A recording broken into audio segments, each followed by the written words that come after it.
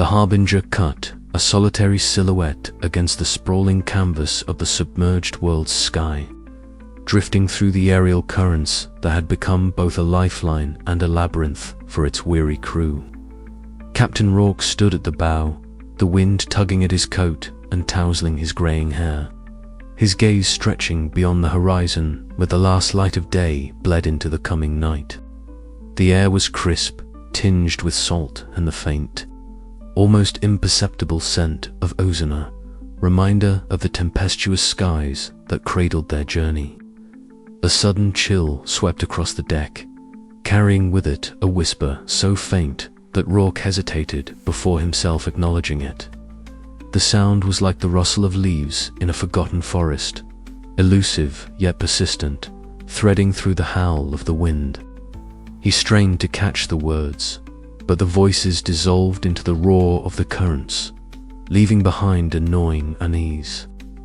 "Did you hear that?" Rourke asked, turning to Mira, who was nearby overseeing the ship's rigging. Mira's eyes narrowed. "Hear what, Captain?" Whispers on the wind. She frowned, her practical mind refusing to entertain superstition. The winds play tricks, or perhaps it's the strain on the ship after all we've endured. Yet even as she spoke, a tremor ran through the Harbinger's hull, subtle but unmistakable. The engineer's face tightened. "I'll check the engine room," she said, voice low but resolute. Down below, the engine room hummed with mechanical life, brass gears and steam pipes forming an intricate orchestra of motion. Mira's hands, usually steady and sure, trembled slightly as she examined the machinery. The gauges flickered erratically, lights dimmed and brightened without cause, and a low, haunting hum seemed to emanate from the very heart of the engine.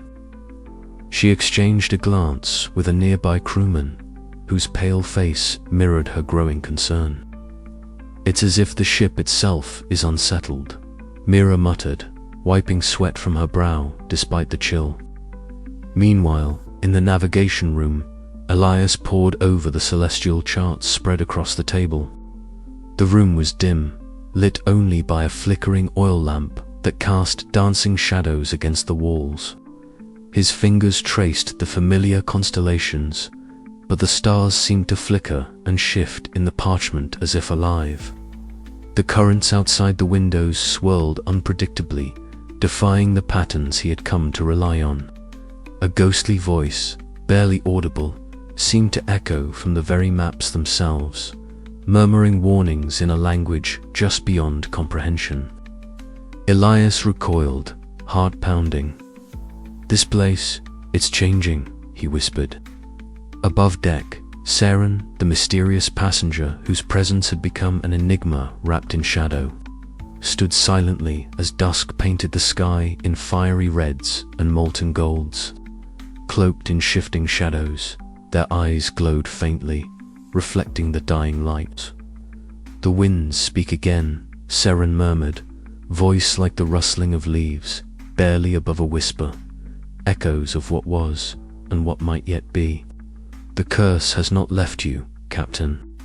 It lingers, woven into the very breath of the skies." Rourke's jaw tightened, the weight of the Helm's legacy pressing heavier on his shoulders.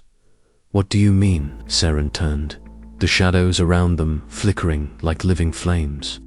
"The ritual your sacrifice broke a chain, but the root remains. The curse is part of the currents now, a shadow cast long and deep. Beware what the winds carry, for they whisper of trials yet to come." The crew gathered on deck, the tension thickening the air like a gathering storm.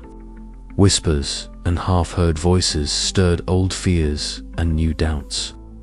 Rourke's eyes scanned the horizon once more, knowing that the journey was far from over. The curse of the ghost Helm was not a tale to be closed with a single chapter.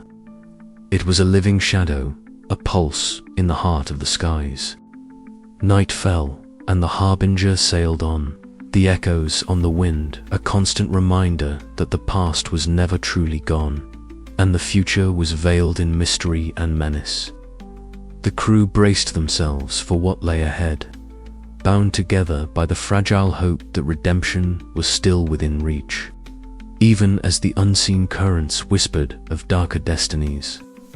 And somewhere beyond the veil of stars and storms, the ghost Helm waited, its secrets far from fully revealed, its curse echoing still on the ever-shifting winds. The chill wind returned in the dead of night, carrying with it voices that seemed to seep into the very bones of the Harbinger. Rourke lay awake on the deck, staring up at a sky strewn with stars that gleamed like distant eyes. The whispers grew louder, weaving through his dreams and waking thoughts alike.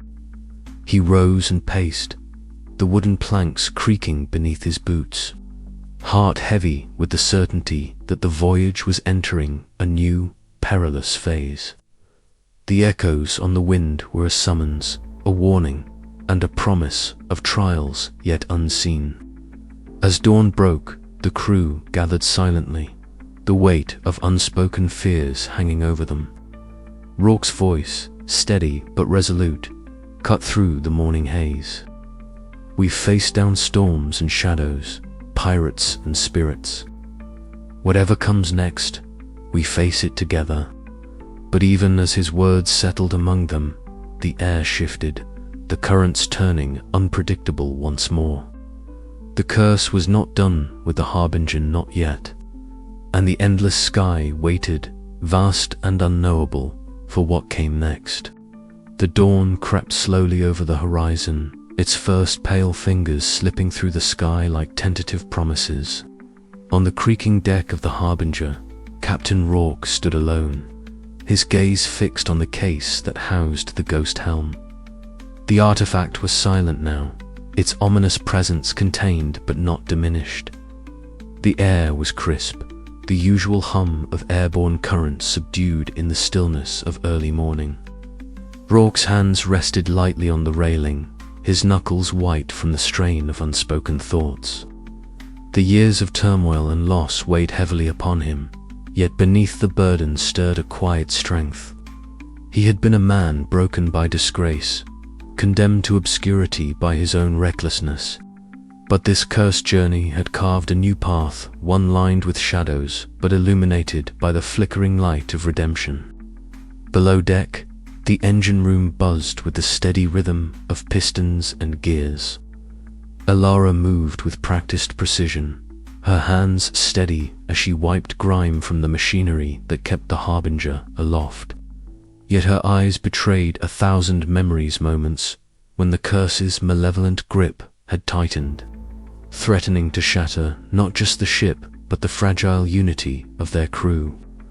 Her loyalty had been tested, her skepticism challenged by forces beyond reason.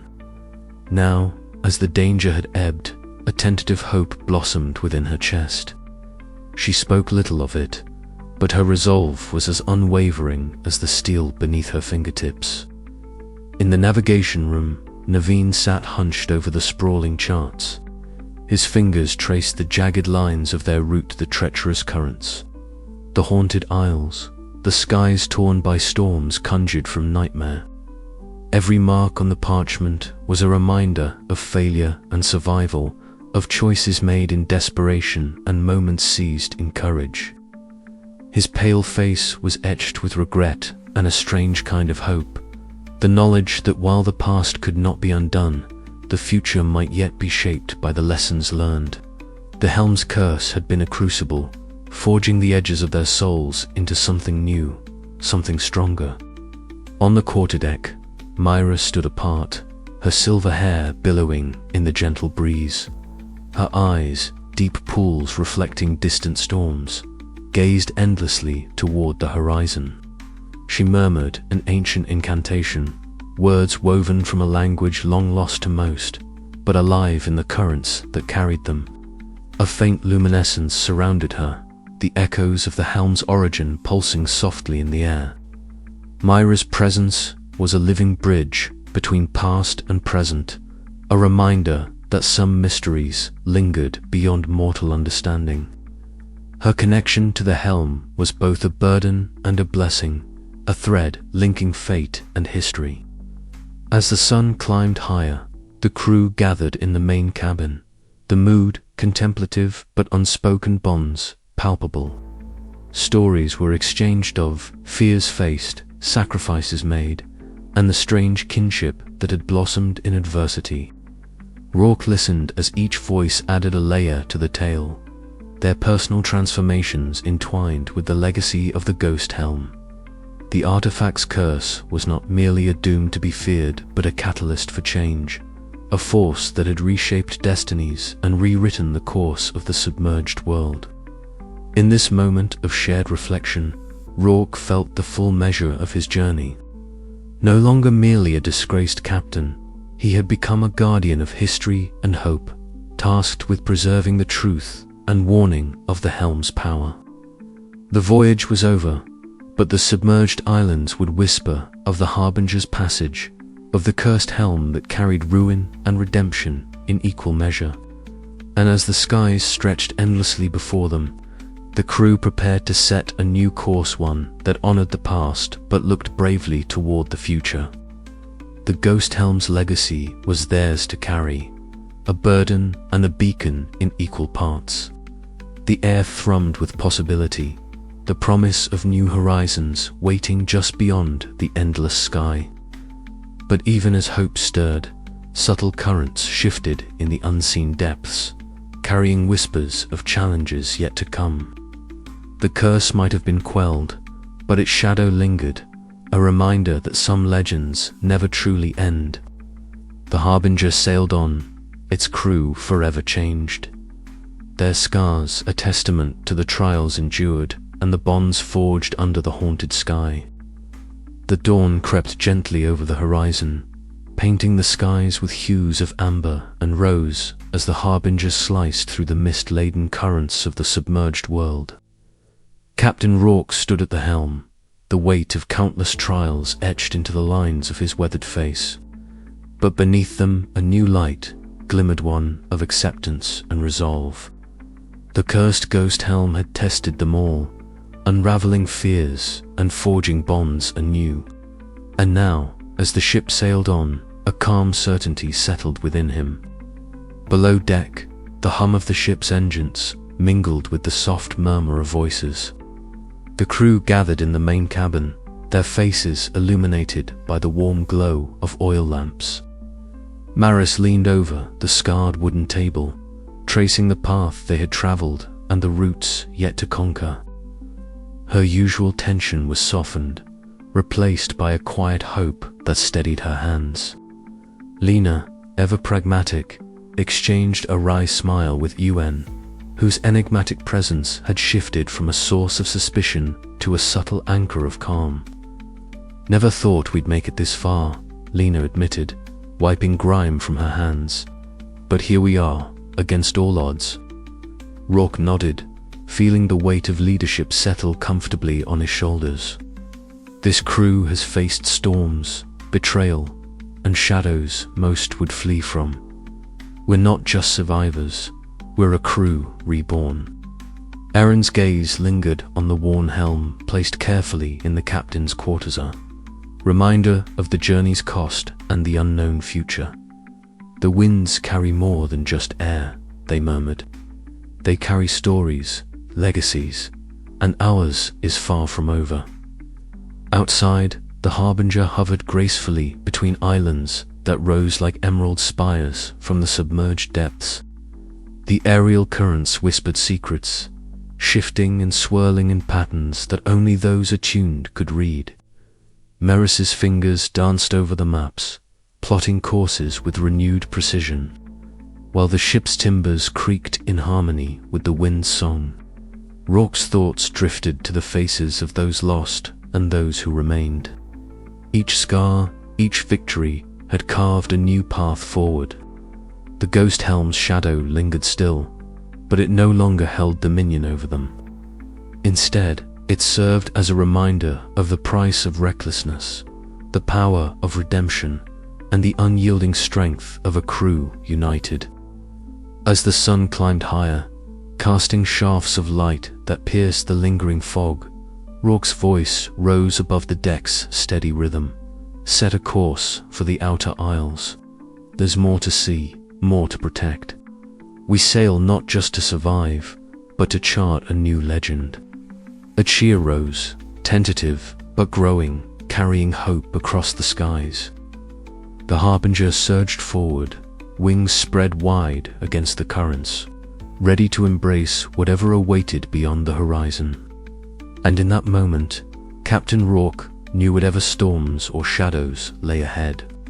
He and his crew would face them together, bound by trials endured and a future forged in shared resolve. The endless sky beckoned, vast and mysterious, but for the first time in a long while, it was not a realm of fear, it was a canvas for new beginnings. The adventure was far from over. It was only just beginning. The skies above the submerged world stretched wide and tranquil as the harbinger sailed steadily onward. The gentle hum of the engines mingling with the soft rush of the airborne currents. Golden sunlight filtered through scattered clouds, casting a warm glow over the deck where Captain Rourke stood, eyes scanning the horizon with a mixture of relief and unease. Though the journey with the ghost Helm had passed its most harrowing trials, a restless tension lingered in the air, one that none aboard could quite place. Myra, the ship's keen-eyed navigator, moved with purpose across the deck, her gaze fixed on the shifting patterns of the currents. The air about her was thick with the scent of salt and ozone, a reminder of the vast submerged expanse beneath them. She paused, fingers tightening on the polished brass wheel that controlled the ship's orientation, as her sharp eyes caught subtle aberrations in the wind's flow. "Captain," she called out, voice low but urgent, "the currents are changing. Not natural shifts, but something else, something deliberate." Rourke turned, the weight of command settling more heavily on his shoulders than the weathered coat he wore. "Show me," he said, stepping closer to Myra as she pointed toward a distant bank of clouds, darkening unexpectedly. The air crackled faintly, a prelude to the storm gathering far off, but the anomaly was more than meteorological. It was as if the very sky itself whispered of a coming tempest, one born not of nature but of darker, unseen forces. Below deck, Eliane, the engineer, was bent over her workbench, fingers deftly tightening a bolt on the ship's engine. The rhythmic clinks of her tools punctuated the quiet murmur of the crew preparing for what lay ahead. She had been skeptical of the ghost Helm's curse from the start, but even she could not deny the growing unease that wove through the harbinger's corridors. Her eyes flicked toward the small communication console where a signal had just come through, a coded message, strange and fragmented. Rourke entered the cramped quarters, the stale scent of oil and metal greeting him. Mira was already there, poring over the message's cryptic symbols. "It's a warning," Myra said grimly. "From the outer isles. Something is gathering beyond the submerged world. A force unlike any we've faced." The captain's jaw tightened. "We've faced curses, pirates, storms conjured by the haunted sea," he mused. "But this is something different. Something that could unravel all we've fought for." Cale, the enigmatic passenger whose motives remained shrouded in mystery, appeared silently in the doorway, his dark eyes reflecting the flickering lamplight. "The currents speak more than winds," he murmured cryptically. "They carry omens. The gathering storm is not just weather, it is a reckoning." The crew assembled on deck as twilight deepened, the sky painted with streaks of crimson and violet. The first low rumbles of thunder echoed distantly, a warning rolling across the air.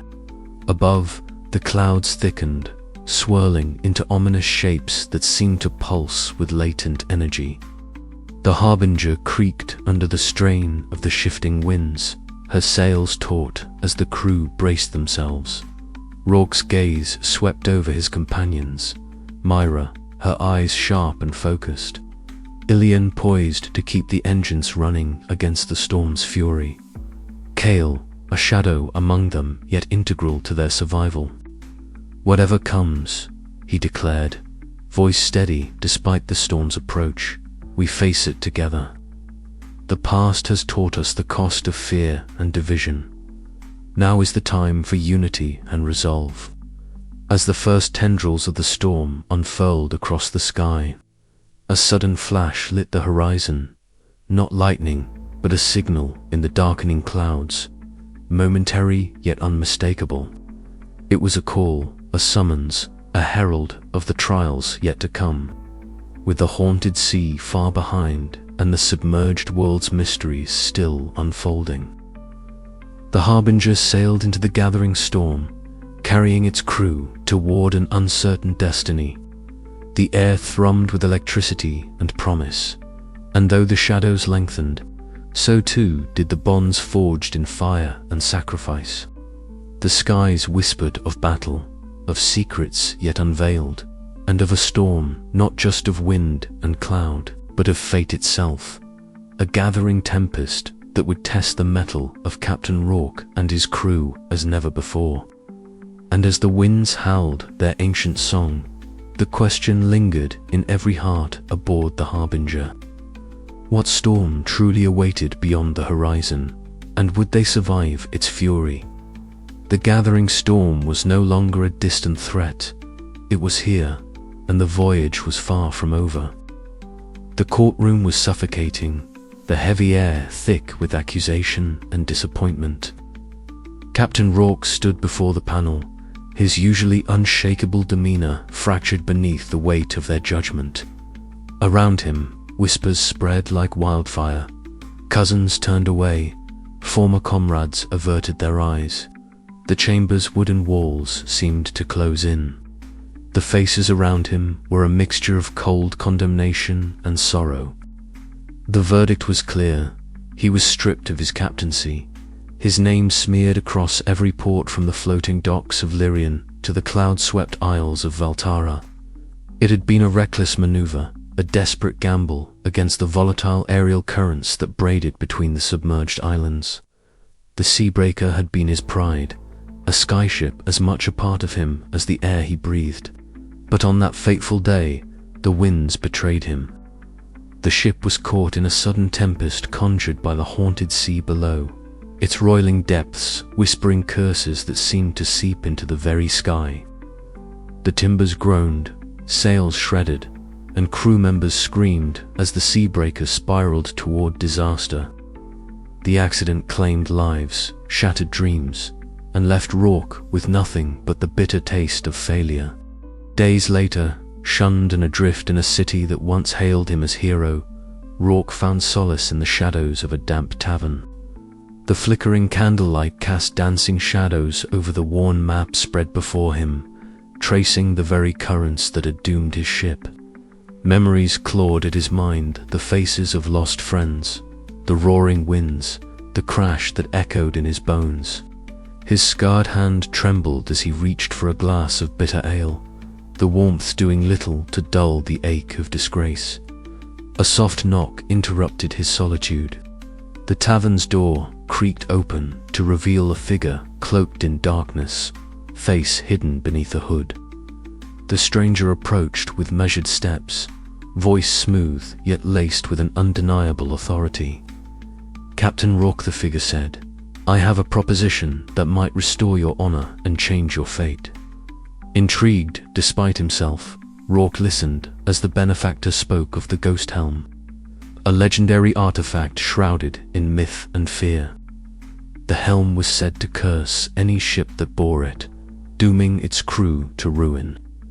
Yet here lay an opportunity: deliver the Helm to a distant island, far beyond the reach of prying eyes and whispered fears, and redeem himself in the eyes of the airborne sailing community.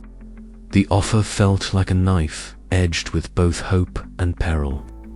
To accept was to embrace a fate as uncertain as the currents themselves. After a long night wrestling with doubt and desperation, Rourke stood, the weight of his past and the promise of redemption colliding within him. "I'll do it," he said, voice steady but tinged with the ghosts of his failures. "I'll deliver the ghost Helm." Thus began a journey not just through the treacherous skies, but through the very depths of Rourke's soul, where honor, guilt, and hope intertwined in the dance of the haunted sea and the airborne currents. As dawn broke over the submerged world, the disgraced captain set forth, the ghost helm aboard his shoulders and the fate of the seabreaker riding on his resolve. But the skies were unforgiving, and the curse was patient. The path ahead promised storms both without and within, and the shadows of the past stirred with the whisper of wings. The floating docks of Lyrian were alive with the clamor of preparations. Rourke's fingers brushed over the weathered wood of the Harbinger, a skyship that bore the scars of many voyages, yet still held the promise of flight. Its sails hung slack in the still air, waiting to catch the currents that would carry them into the unknown. Around him, the crew moved with tentative purpose, eyes wary of their new captain, some haunted by their own ghosts. Among them stood Harlan, once Rourke's trusted first mate, now an emblem of the gulf that the accident had carved between past and present. His gaze was hard but flickered with a reluctant flicker of loyalty. Beside him, others an engineer with sharp eyes and sharper tongue, a navigator whose hands trembled slightly, a mysterious passenger whose silence spoke volumes. Each brought their own shadows to the voyage. Rourke inhaled deeply, the salt-tinged air filling his lungs, and glanced skyward.